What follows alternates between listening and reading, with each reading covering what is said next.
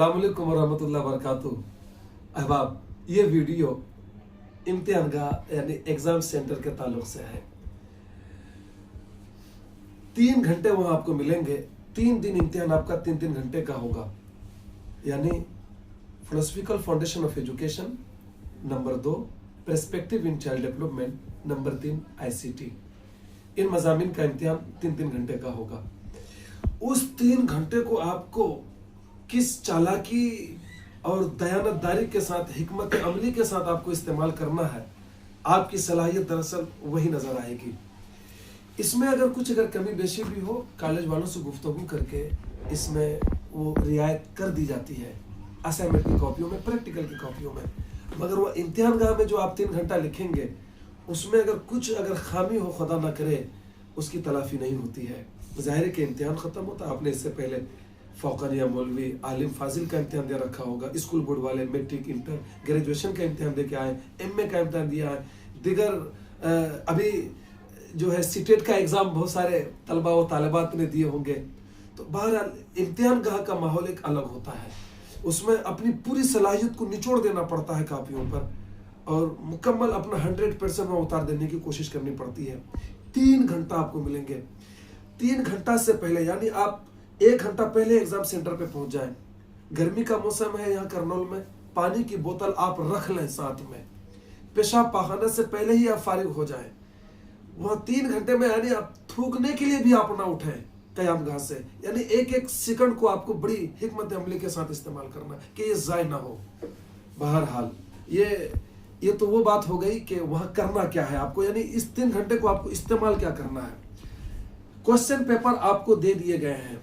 आप philosophical foundation of education for example, आप उस मजमून यानी उसके पर्चे को आप देख लें। उस पर्चे में 5 सवाल आपके 5-5 नंबर के हैं। उसमें आपको हिदायत दी जाएगी ऊपर लिखने के लिए कि आप इसको 1.5 पेज में लिखें।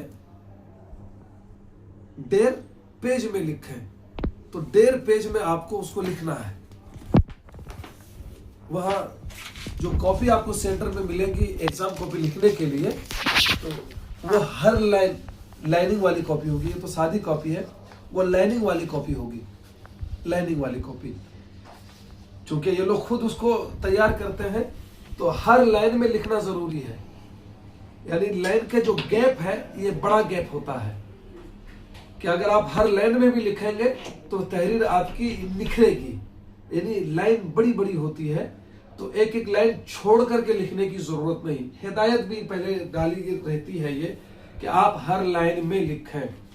उसके बाद आप जेल पेन का इस्तेमाल किसी भी सूरत में नहीं करेंगे, बॉल पेन। जेल पेन जब इस्तेमाल करते हैं तो उसकी एक बड़ी खामी ये हो जाती है जेल पेन की कि अगर आप इस पेज में लिख रहे होते हैं तो उसकी स्याही इस तरफ आ जाती है। तो जब आप इस पेज में लिखिएगा तो तहरीरें एक दूसरे से मिल जाती हैं, परेशानी का सबब हो जाती है, नंबर आपका कट जाएगा।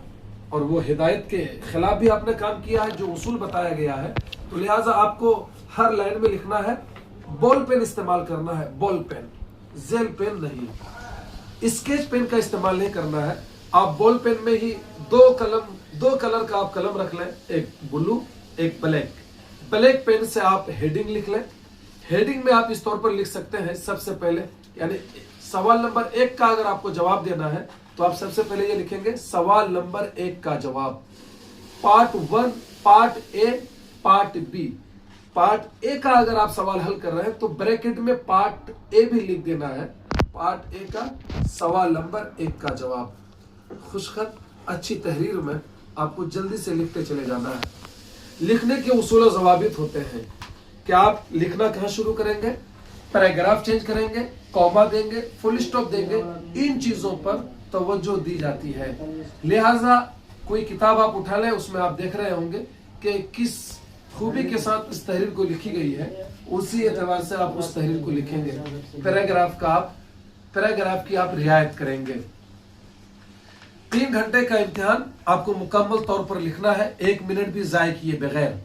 लिहाजा पूरी सलाहियत उसमें आपको निचोड़ देना है। साफ सुथरी तहरीर, और अच्छी तहरीर में आपको लिखते चले जाना है। एक पेज में आप 3-4 जगह पैराग्राफ भी चेंज कर दें तो उसमें भी आपको कुछ आसानी हो जाएगी कॉपी को फुल करने में। लिहाजा आपको जहां तक आए आप लिखते चले जाएं और इंशाअल्लाह आप जब सवालनामा आपके सामने आएगा, क्वेश्चन पेपर, आपको खुशी होगी। सवाल बहुत आसान होते हैं। आपने इससे पहले माजी में जो पढ़ रखे हैं, इंशाअल्लाह वही इल्म आपका यहाँ काम आएगा। उसी की रोशनी में आप इम्तिहानगाह में अपना सवालनामा हल करेंगे। मेरे ख्याल से सेंटर के ताल्लुक से वहाँ किस तरह से क्या लिखना है बातें समझ में आ गई होंगी। गाय बगाए फिर मुझको जैसे दिमाग में बातें आएंगी मैं उसी तरह से आपको बताता चला जाऊंगा। 5 मज़ामिन की किताबें हमने आपको ग्रुप में डाल रखे हैं। अभी भी हमने फिर आज सुबह उसको शेयर किया है। फिर से हर मजमून की उसमें किताब है। प्रैक्टिकल और असाइनमेंट की कॉपियां आप उसी तरह से उन्हीं किताबों को लिखते चले जाएंगे। यानी प्रैक्टिकल या असाइनमेंट की कॉपियों में आपको कोई सवाल कायम नहीं करना है कि आप पहले कोई सवाल कायम कर रहे हैं फिर लिख रहे हैं, नहीं, बल्कि किताब में मिन्नो अन जैसे लिखा गया है उसी किताब को आप इसमें उतार दें। जैसे किताब शुरू की गई है कि तालीम की फलसफियाना बुनियादें, तालीम के मकासद, तालीम का दायरा, तालीम के फायदे, इसी तरह से आप हेडिंग डाल दें तालीम के फवायद। आप उसी तरह से किताब जैसे लिखी गई है उसी तरह से नकल करते चले जाएं। इसमें आपको सिर्फ नकल करना है। असाइनमेंट और प्रैक्टिकल की कॉपी में सवाल कायम करके कुछ लिखना नहीं है। लिहाजा बहुत आसान काम है, लिख लेना है। बात समझ में आ गई होगी। और बॉल पेन का इस्तेमाल करेंगे, 2 कलम रख लेंगे। कुछ बात समझ में ना आए फ़ोन कर लीजिएगा, फिर मुझे ज़रूरत जैसे महसूस होगी हम दूसरा वीडियो भी बना करके आप हज़रात की खिदमत में पेश कर देंगे। जब तक इजाज़त, अस्सलाम वालेकुम वरहमतुल्लाह।